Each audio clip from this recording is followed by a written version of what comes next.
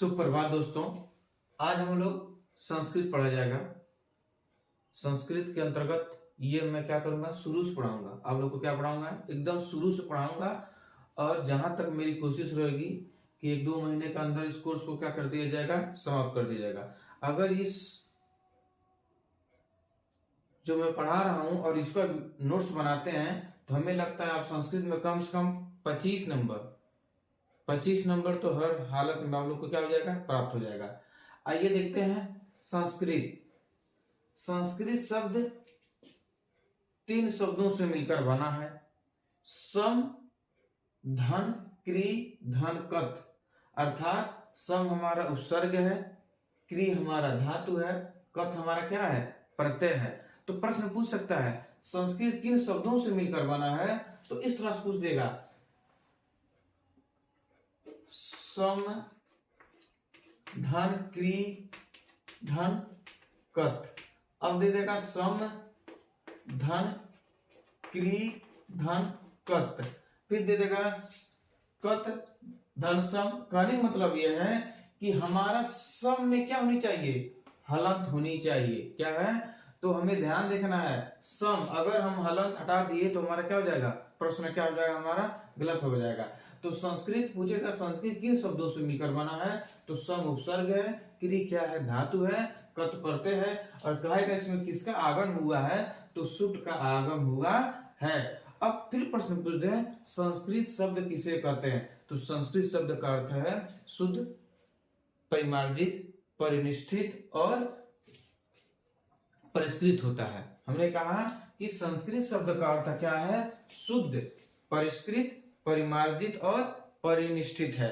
फिर पूछते हैं कि अब व्याकरण किसे कहते हैं, मतलब व्याकरण का वह संधिविच्छेद कीजिए तो हमारा क्या हो जाएगा, वी, धन आ, धन क्री, धन ल्यूट। अर्थात ये क्या है, वी और आ हमारे क्या है, उपसर्ग है। वी और आ हमारे क्या है, उपसर्ग है। क्री धातु है, ल्यूट क्या है, हमारा प्रत्यय है। क्योंकि प्रत्यय से कम 2 या 3 नंबर का प्रश्न, 2 नंबर तो पूछता ही है। तो व्याकरण में वी, धन आ, धन क्री, धन ल्यूट से मिलकर बना है। अब देखिए यहाँ पर हलंत होनी चाहिए। आ जो है ये आ है, ठीक। अब क्या कर रहा है, व्याकरण क्या होता है, शब्द शास्त्र होता है, या इसी को क्या कहते हैं, पद शास्त्र भी कर सकते हैं। अब ये सबसे इंपॉर्टेंट है।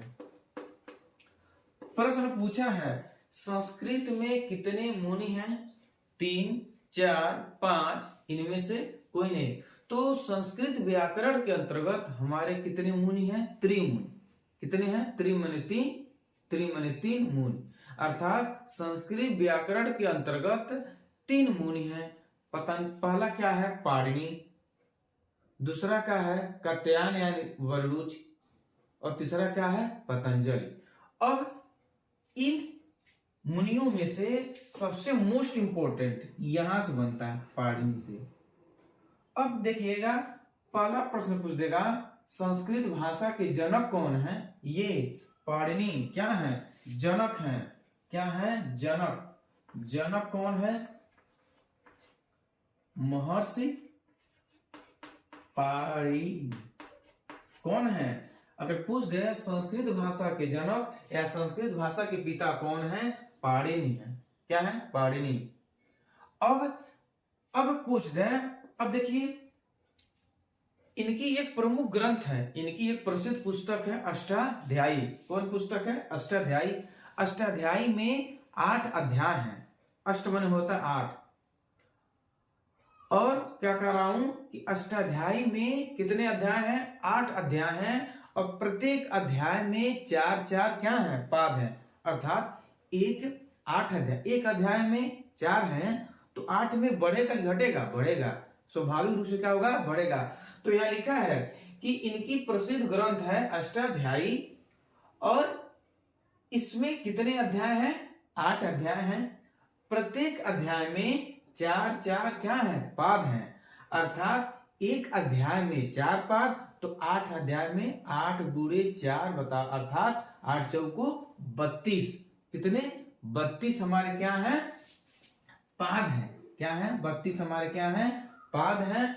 और इसमें कुल सूत्र 3978 सूत्र हैं, लगभग 4000 सूत्र हैं। अगर प्रश्न पूछ दे कि अष्टाध्यायी में कितने सूत्र हैं, 3000, 300, 4000, 5000, तो लगभग में हमारा क्या है, लगभग में हमारा 4000 सूत्र है। कितने सूत्र हैं अष्टाध्यायी में? कुल तो मुख्य रूप से 3978 है, लेकिन मोटी मोटा क्या अर्थात मोटी मोटा कितना मान लेते हैं, कितना मान लेते हैं, 4000। अब इन 4000 सूत्र को देखकर इन्हें क्या कहा जाता है, सूत्रकार कहा जाता है। प्रश्न पूछ रहे हैं कि कौन सूत्रकार है, त्रिमुनियों में कौन सूत्रकार है? पाणिनि है, पतंजलि है, वररुचि है, तो सूत्रकार कौन है? सूत्रकार हमारे कौन है? महर्षि पतंजलि। अब ये नीचे लिखा है जो वीडियो में नहीं आ रहा है, तो यहां मैंने ऊपर कर दे रहा हूं, ठीक। अब देखिए, फिर अब देखिए जो महर्षि पाणिनि है, तो एक प्रश्न यही में लगी मोटी मोटा बता, ये क्वेश्चन हमेशा पूछा है, महर्षि कौन सी संधि है? क्या है? संधि। संधि आगे हम लोग पढ़ेंगे, तो महर्षि हमारा क्या है? गुण संधि है। कौन संधि है? गुण संधि है। जैसे महर्षि, सप्तर्षि। अब इसका संधि विच्छेद करें तो महाधन ऋषि। अब ये हमारा, अब देखिए ये हमारा संधि है, ये हमारा क्या है? संधि विच्छेद है। तो इसमें 3 तरह प्रश्न बना, पूछेगा महर्षि कौन संधि है? गुण संधि, दीर्घ संधि, यण संधि, आयात संधि, तो हमारा गुण संधि है। और महर्षि का संधि विच्छेद कीजिए, महाधन ऋषि, और फिर दे देगा महाधन ऋषि का संधि क्या होगा? तो क्या होगा? महर्षि होगा।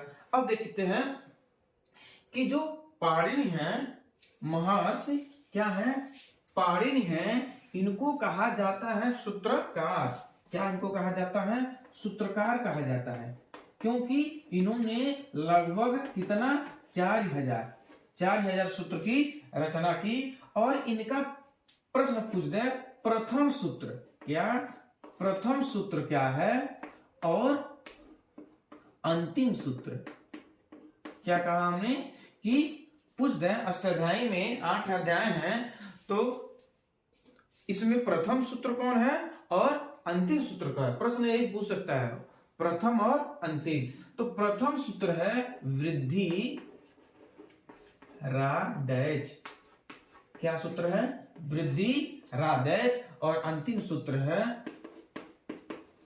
क्या हमने कहा कि अष्टाध्यायी के प्रथम सूत्र है वृद्धि राडेच और अंतिम सूत्र है फिर मैं इसको बार फिर रिवीजन करा दे रहा हूं कि संस्कृत व्याकरण में त्रिमुनि है। कौन है?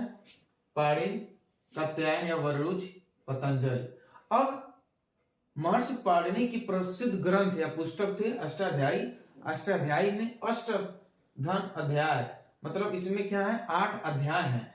प्रत्येक अध्याय में 4-4 पाद है, मतलब एक अध्याय में 4 पाद, तो 8 अध्याय में तो 8 × 4 अर्थात 32 पाद है। प्रश्न पूछ दे अष्टाध्यायी में कितने पाद है? तो 32 पाद है। अष्टाध्यायी में कितने सूत्र है? तो 3978 सूत्र है, अर्थात 4000 सूत्र है। इसलिए पाणिनि को सूत्रकार कहा जाता है। और प्रथम सूत्र क्या है? तो प्रथम सूत्र है वृद्धि राडेच और अंतिम सूत्र क्या है?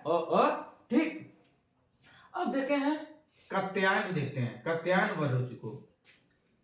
अब इन लोगों ने जो पाणिनि की पुस्तक अष्टाध्यायी है, इसी को क्या लिखा?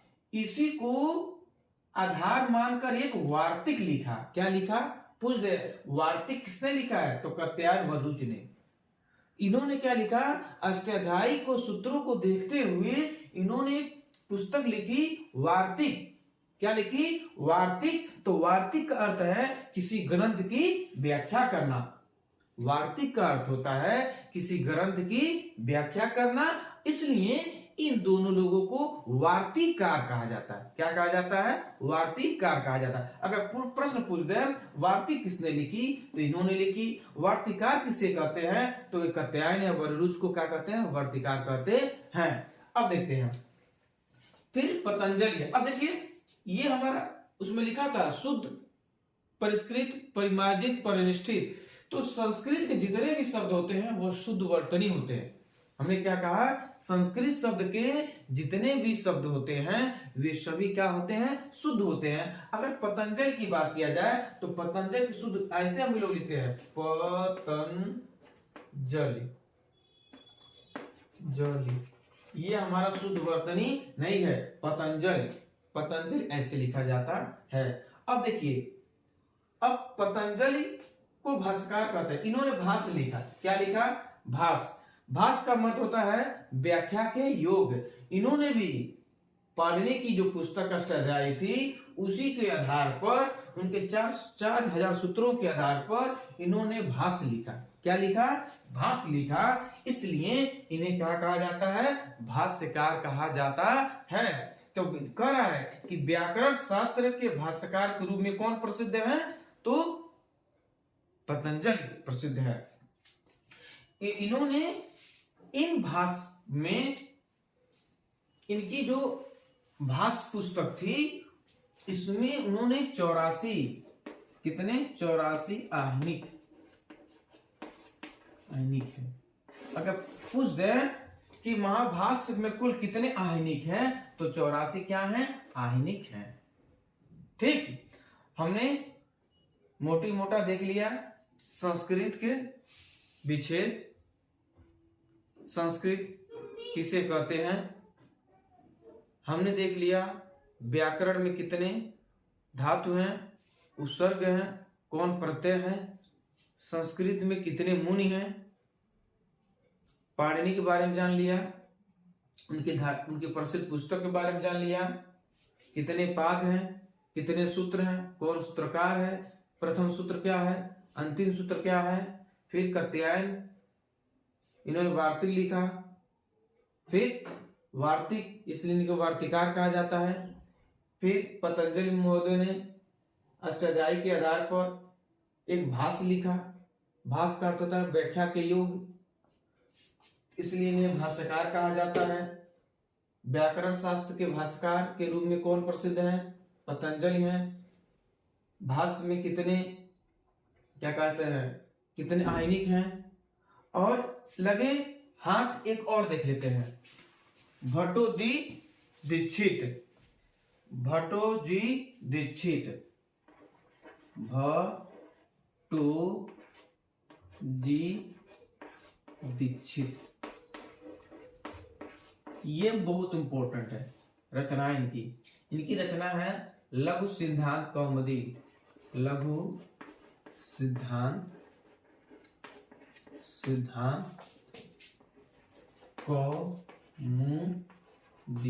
अगर प्रश्न, इन्होंने वृत्ति लिखी।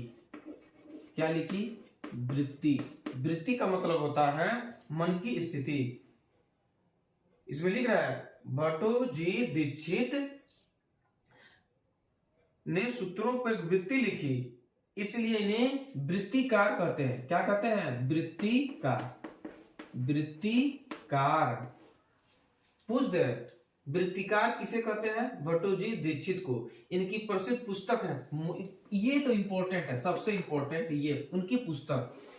क्या है इनकी पुस्तक? तो क्या है? सिद्धांत कौमुदी। क्या है? सिद्धांत, लघु सिद्धांत कौमुदी नहीं, सिद्धांत कौमुदी इनकी। और यहाँ पे दी है, क्या है? दी है। और सिद्धांत कौमुदी में भी क्या है? दी है। इस अर्थात ऐसे में पकड़ में आ जाएगा। अगर अष्टाध्यायी दे दे, सिद्धांत कौमुदी दे दे, भाष्य दे दे पुस्तक, तो हमारा क्या होगा? भट्टोजी दीक्षित की प्रसिद्ध पुस्तक है सिद्धांत कौमुदी। क्या है? सिद्धांत कौमुदी। इन्होंने वृत्ति लिखा। क्या लिखा? वृत्ति लिखा। वृत्ति मतलब मन की स्थिति को बारे में लिखा, इसलिए इनको भट्टोजी दीक्षित को वृत्तिकार कहा जाता है। धन्यवाद।